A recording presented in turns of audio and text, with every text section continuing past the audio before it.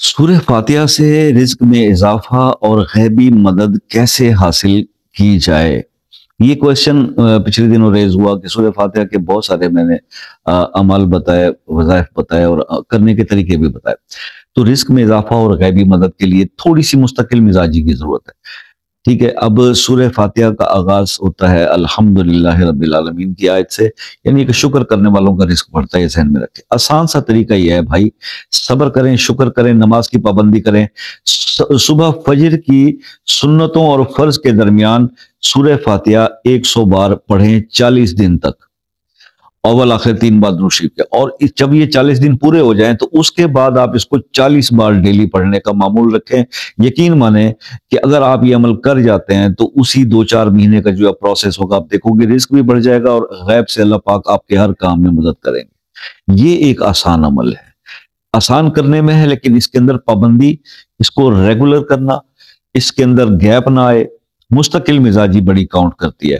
تو اس کو آپ کر کے دیکھیں، انشاءاللہ اللہ کے حکم سے، اللہ نے چاہا تو آپ کے رزق میں بھی اضافہ ہوگا۔ اور غیبی مدد کی بات جہاں تک آتی ہے کہ ایسے کام میں کبھی انسان پھنس جاتا ہے کہ اس کو نکلنے کا کوئی راستہ نہیں نظر آتا، تو اللہ تعالیٰ غیب سے راستے بناتے ہیں اور اس کا بندوبست فرماتے ہیں۔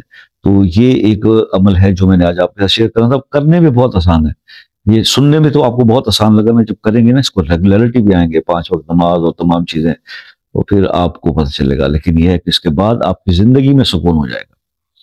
مزید کچھ سمجھنا ہو اس کے بارے میں تو آپ شام 6 سے رات 10 بجے تک واٹس ایپ پہ رابطہ کر کے سمجھ سکتے ہیں۔ اور جو میرے بہن بھائی کسی مسئلے کے لیے، خاص دعاؤں کے لیے چاہتے ہیں تو اپنا مسئلہ اپنے نام کے ساتھ کمنٹ میں لکھ دیں، انشاءاللہ دعا بھی ضرور بتائیں گے اور خاص دعا بھی کریں گے اس کے لیے۔ اور تیسری اہم بات یہ ہے حضور کہ اگر آپ چاہتے ہو کہ کوئی بھی وظیفہ واٹس ایپ پہ کبھی بھی آپ کو وظیفہ نہیں بتایا جائے گا، وظیفے سے متعلق معلومات لینی ہو تو آپ کو وہ ضرور بتائی جائیں گی۔ ٹھیک ہے جی۔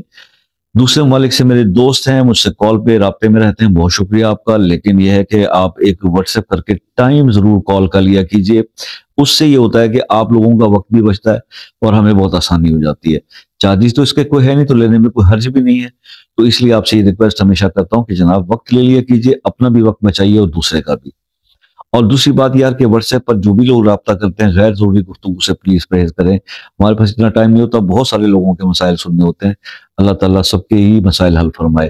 بہرحال جناب دعاؤں میں یاد رکھیے، زندگی رہی تو انشاءاللہ نیکسٹ کسی ویڈیو میں آپ سے ملاقات ہوگی، تب تک کے لیے اجازت دیجیے، اللہ حافظ۔